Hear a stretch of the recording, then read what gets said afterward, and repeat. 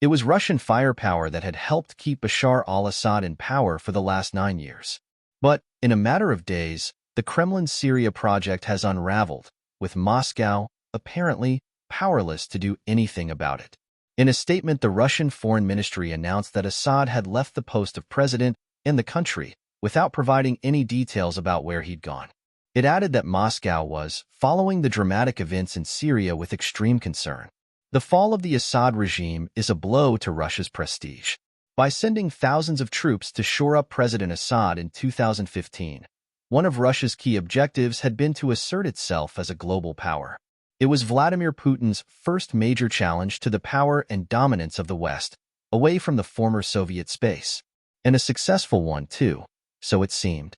In 2017, President Putin visited Russia's Mymimim air base in Syria and declared that it was mission accomplished.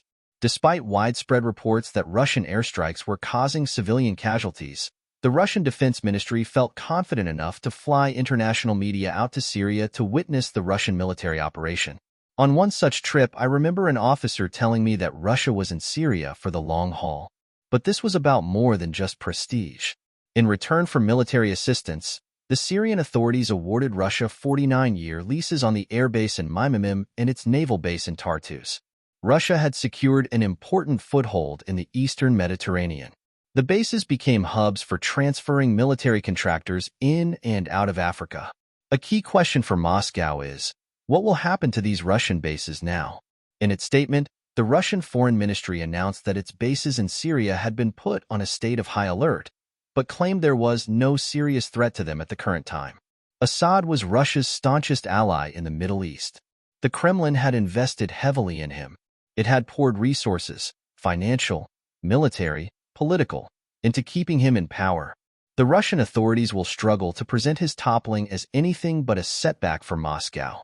But in a post on social media, Konstantin Kozachev, deputy speaker of Russia's upper house of parliament, wrote, "What's happening in Syria is very difficult for everyone, without exception, a tragedy for everyone. For Russians, our priority is to ensure the security of our citizens, both civilians, including diplomats and their families, and of course servicemen,